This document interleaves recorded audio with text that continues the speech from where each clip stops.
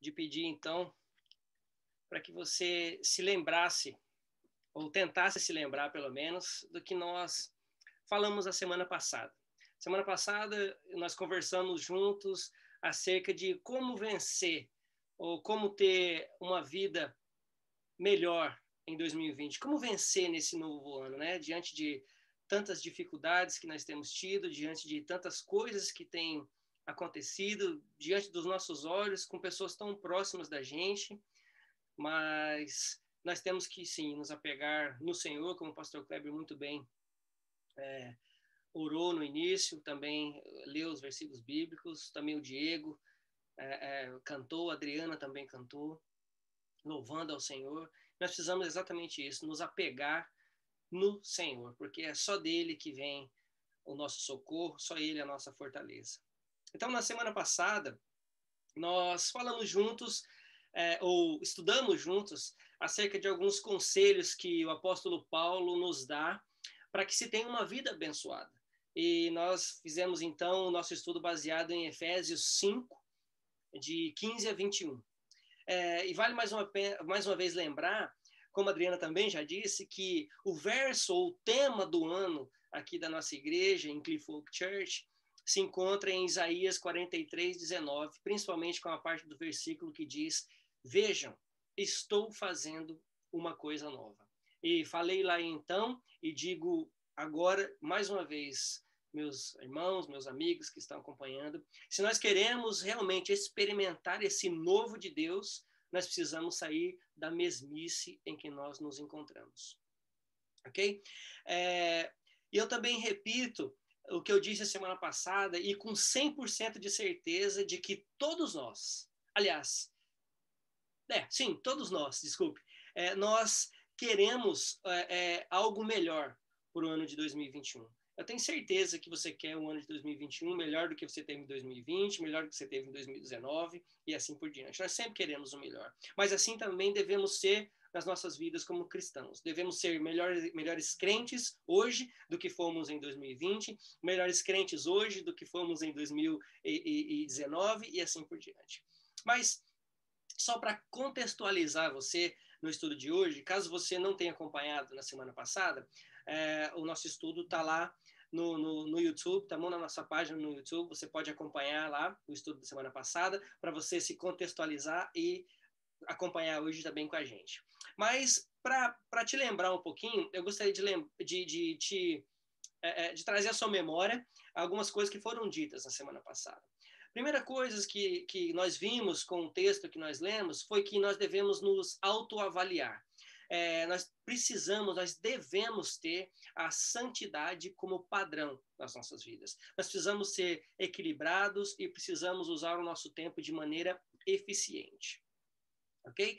Vimos também que nós precisamos ser centralizados, claro, centralizados em Deus, na sua palavra, para então entendermos qual é a vontade de Deus para as nossas vidas. Daí conseguimos ser centralizados. Nós devemos constantemente também buscar a capacitação que só vem do Espírito Santo de Deus. Ok?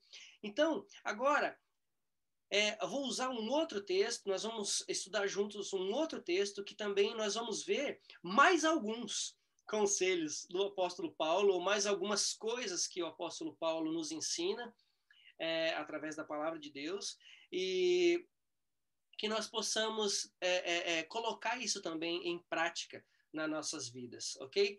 Para esse ano. Então, o que é que eu preciso mudar ainda? O que precisa ser mudado na minha vida para que eu possa experimentar realmente esse novo de Deus. Então, eu gostaria de convidar vocês para abrirem as suas Bíblias aí no texto de 2 Coríntios, capítulo 2. 2 Coríntios, capítulo 2, e nós vamos ler dos versos 12 a 17. 2 Coríntios, capítulo 2, dos versos 12 a 17. Ok? Diz assim a palavra do Senhor.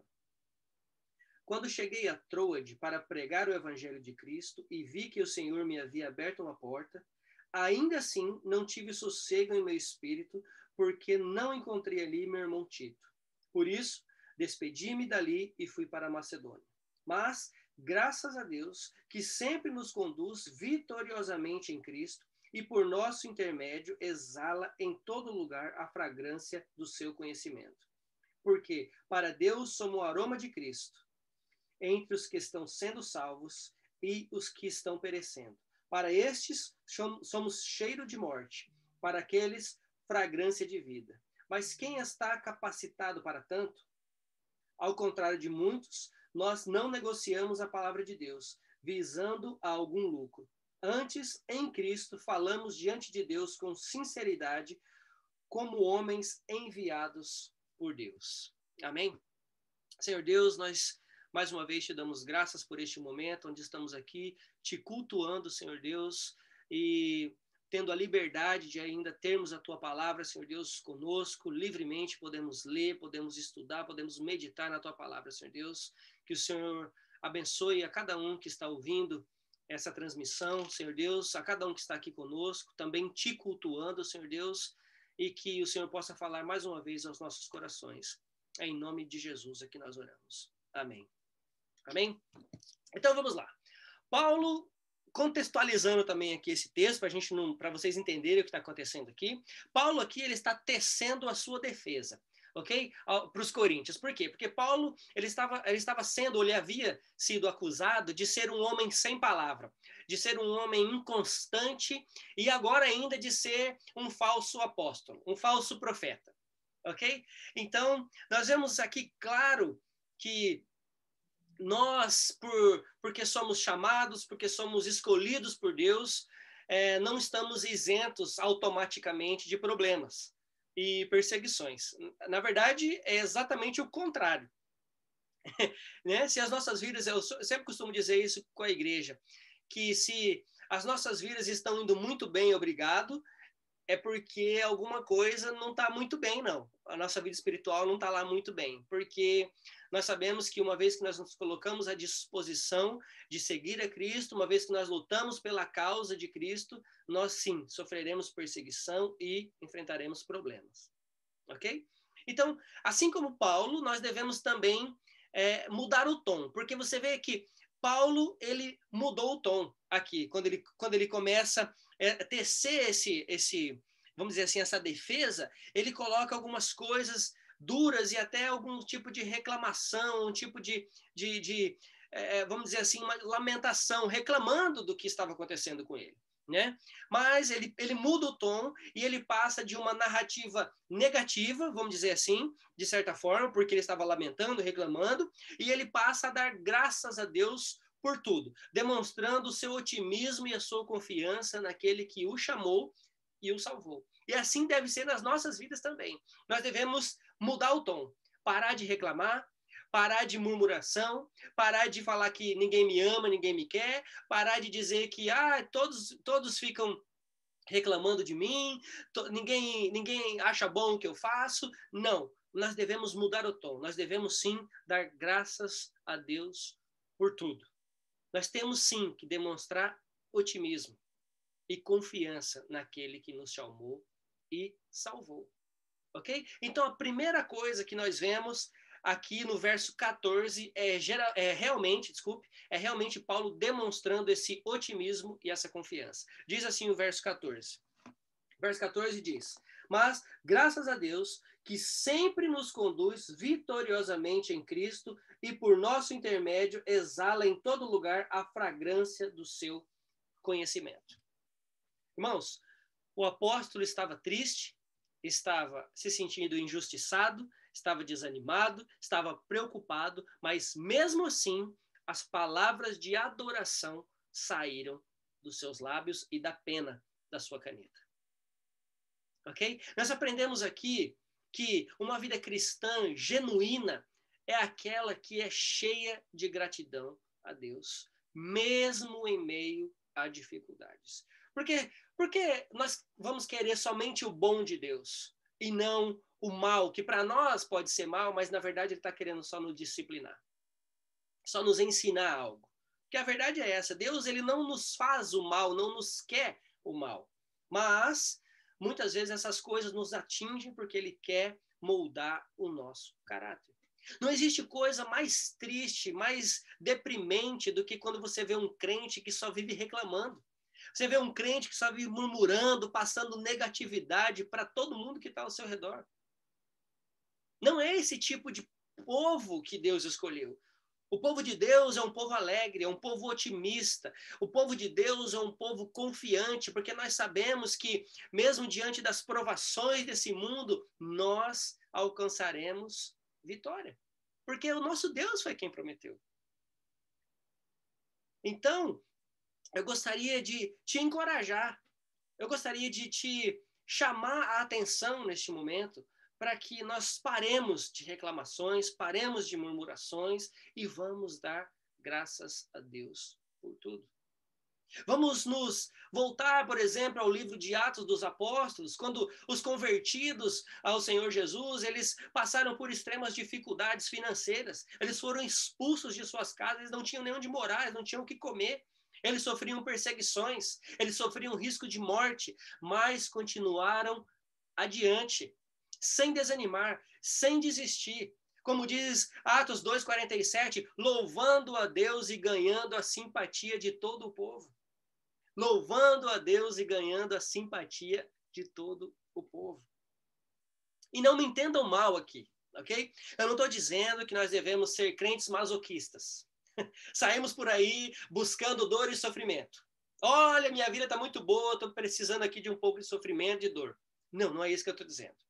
O que eu estou dizendo, o que eu estou afirmando, é aquilo que Paulo escreveu também aos Romanos, no capítulo 8, no verso 28. Romanos, capítulo 8, verso 28, diz que sabemos que Deus age em todas as coisas para o bem daqueles que o amam, dos que foram chamados de acordo com o seu propósito. Nós precisamos entender esse verso. Sabemos que Deus age em todas as coisas para o bem. Não quer dizer que Deus vai somente agir no bem, ou agir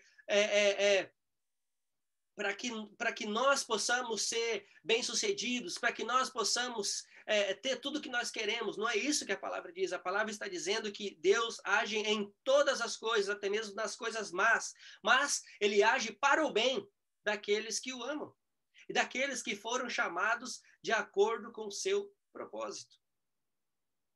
Como também a carta de Tiago, nos seus vários versículos, nos ensina que o sofrimento e a angústia na vida do crente, ele tem caráter pedagógico. Esse sofrimento, essa angústia está ali para nos ensinar, para moldar o nosso caráter, para estarmos cada vez mais perto de Deus. E agora eu quero te fazer uma pergunta. Você tem sido um crente otimista? Você tem sido uma pessoa otimista? Se não tem sido, eu te convido então a mudar, a dar graças a Deus por tudo, a lembrar de Romanos 8:28. Sabemos que Deus age em todas as coisas para o bem daqueles que o amam, dos que foram chamados segundo o seu propósito. Lembre-se disso. Lembre-se dessas palavras. Deem graças. Deem graças. A segunda coisa que nós aprendemos com o apóstolo Paulo é que nós devemos, primeiro nós devemos demonstrar otimismo e confiança, e a segunda coisa é que com Cristo nós temos sucesso garantido. Olha o que diz, continue aí no verso 14, que nós vamos ler a segunda parte. Verso 14. Mas graças a Deus que sempre nos conduz vitoriosamente em Cristo, e por nosso intermédio exala em todo lugar a fragrância do seu conhecimento. Nos conduz vitoriosamente em Cristo. É isso que aprendemos, que Deus é quem nos conduz em triunfo. E nós só temos esse triunfo porque nós estamos em Cristo. Não somos nós quem traçamos nossos caminhos para o sucesso, sabia? Eu sei que os coachings da vida, os pregadores da autoajuda, até muitos psicólogos dizem que é você que traça o seu caminho para o sucesso.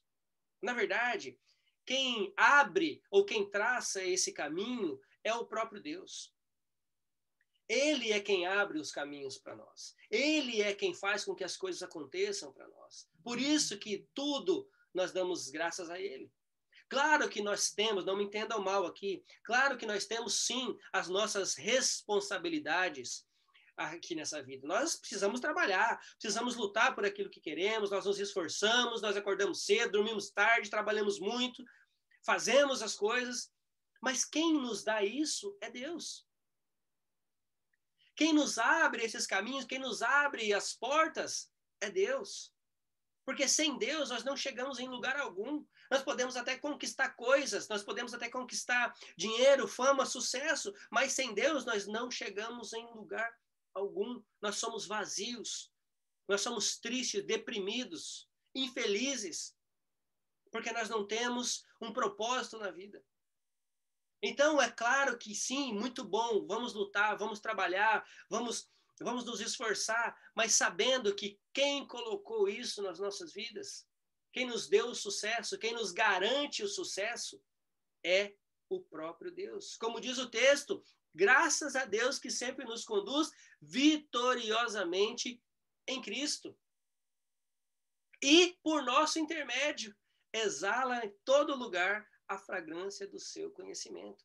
Estão vendo como tudo vem dele e tudo volta para ele? Tudo vem dele e tudo volta para ele. Nós recebemos dele e damos graças a ele por isso. A força que nos impulsiona aqui, meus queridos amigos, não é a força que vem de dentro, mas é a força que vem do alto. A questão aqui não é autoajuda, é ajuda do alto. É de lá, é dele que vem a nossa ajuda. É dele que vem o nosso socorro. Ele é socorro bem presente nas nossas vidas, na hora da tribulação. Cristo é o nosso condutor para o triunfo. Não há vitória sem Cristo. Todas as bênçãos chegam a nós por intermédio dele. Porque dele, por ele e para ele são todas as coisas. Então, queridos, além de sermos otimistas e confiantes, além de demonstrarmos otimismo porque sabemos em quem temos crido, além de sermos confiantes porque ele nos prometeu vitória, nós temos que saber que essa vitória ela é garantida, esse sucesso é garantido também por causa dele, por causa do nome de Cristo, por causa de Cristo. Ele é quem nos garante vitória. A terceira coisa que eu gostaria de chamar a atenção de vocês é para o impacto nas outras vidas. Nós somos chamados, nós somos escolhidos, nós temos que ter otimismo, temos que buscar esse sucesso em Cristo para promover impacto em outras vidas. Versos 15 e 16. Diz assim a palavra do Senhor. Porque para Deus somos o aroma de Cristo entre os que estão sendo salvos e os que estão perecendo. Para estes somos cheiro de morte, para aqueles fragrância de vida. Mas quem está capacitado para tanto? Isso é de extrema importância para nós. Qual tem sido o impacto que temos causado na vida dos outros ao nosso redor? Qual tem sido o impacto que temos causado na vida dos outros ao nosso redor? Paulo aqui usa a metáfora da fragrância do perfume. Quando nós pregamos, quando nós ensinamos acerca do Evangelho da Salvação, com a capacitação do Espírito Santo, nós estamos exalando o bom perfume de Cristo. Quando conhecemos... desculpe, essa é uma pergunta. Quando é que nós conhecemos o bom perfume? Quando ele exala um bom cheiro. Quando ele realmente penetra na pele. E nesse caso, quando é a palavra, quando ele penetra na mente, no coração. Quando ele atrai as pessoas. Quando ele torna um ambiente mais agradável. Quem é que gosta de ficar num lugar mal cheiroso? Quem é que gosta de passar um perfume fedido? Ninguém gosta. Ninguém gosta. E é o que crentes têm exalado por aí. esse mau perfume, ao invés do bom perfume de Cristo, é um mau perfume, porque tem muita gente falando de si mesmo. Tem muita gente falando do seu próprio evangelho, da sua própria palavra, da sua própria eis que te digo. E não é isso que a palavra nos ensina. O bom perfume de Cristo é exalado através de mim, de você, quando nós pregamos o evangelho da salvação. Que somente em Cristo nós temos salvação, somente em Cristo nós somos reconciliados com Deus, somente em Cristo nós somos salvos da perdição.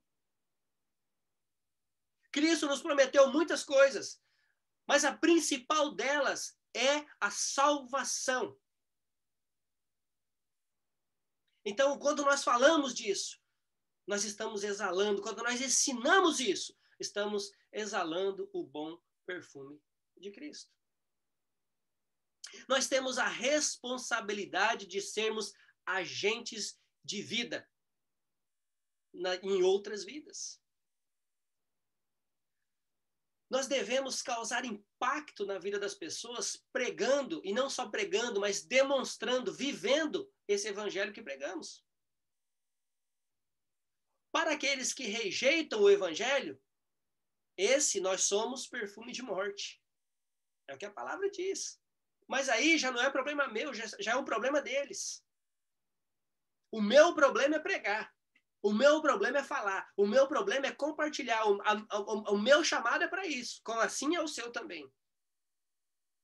E para que esse evangelho realmente alcance, penetre, faça diferença, traga um aroma suave, eu preciso também viver esse evangelho que eu prego.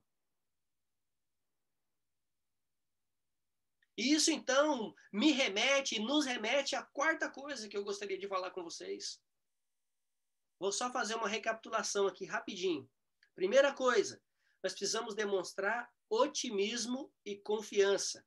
Segunda coisa, com Cristo nós temos a certeza do sucesso garantido. Terceira coisa, nós precisamos impactar outras vidas. Quarta coisa, que eu acabei de dizer, nós precisamos demonstrar integridade. Integridade. Verso 17 de 2 Coríntios 2. Ao contrário de muitos, não negociamos a palavra de Deus visando algum lucro. Antes, em Cristo, falamos diante de Deus com sinceridade, como homens enviados por Deus. Não negociamos a palavra de Deus. Muitos ao nosso redor têm tentado negociar a palavra e com a palavra. Sabe para quê? Para obter benefícios próprios. Mas Paulo nos chama a atenção. Ao contrário de muitos, não negociamos a palavra de Deus visando algum lucro. É assim que temos que viver. Muitas vezes, as pessoas têm deturpado a palavra de Deus para benefício próprio. Falado coisas que Deus não falou. Colocado regras que Deus não colocou. Prometido coisas que Deus não prometeu. Por isso, eu te convoco. Leia, conheça, passe tempo com a palavra de Deus. Faça isso. Ou ainda, quando não só para benefícios próprios, algumas pessoas têm pregado para massagear o ego das outras. Isso é um grande erro. A palavra de Deus, o pregador, o transmissor da palavra, ele não está aqui para massagear o ego de ninguém. Pelo contrário, a palavra tem que nos confrontar. A palavra tem que gerar mudança em nossas vidas. Como eu disse no início, repito, se nós queremos mudança, precisamos sair da mesmice. A palavra de Deus precisa gerar mudança nas nossas vidas. E nós, quando falamos, não falamos de nós mesmos, mas falamos da parte de Deus. Somos transmissores, e quando eu digo nós, eu estou dizendo todos aqueles que proclamam o evangelho. Isso inclui você também, aí onde você está, no seu trabalho, na sua casa, na escola, seja onde quer que você esteja, você é um transmissor da palavra, você deve ser um transmissor da palavra, você tem a obrigação, você foi chamado para exalar o bom perfume de Cristo. E nós não podemos falar de nós mesmos, mas da parte de Deus. Nós somos transmissores da palavra. Nós não geramos a mensagem, nós transmitimos a mensagem. A nossa motivação para pregar o evangelho é o próprio Cristo. Essa é a nossa motivação. Não é para benefício próprio, não é para massagear a ego de ninguém, não é para agradar fulano, ciclano ou beltrano, não é para isso. A nossa motivação para pregar é a glória de Cristo, é o próprio Cristo, é para trazer pessoas para Cristo, é para que o Senhor nos use como ferramentas para alcançar pessoas para Ele mesmo. Nós não pregamos para nos enaltecer, nos mostrar ou receber benefícios ou elogios. Nós pregamos para a glória de Deus e pela capacitação do Espírito Santo de Deus. Então, meus queridos, eu quero te encorajar. Eu quero te encorajar depois de tudo isso que você ouviu hoje.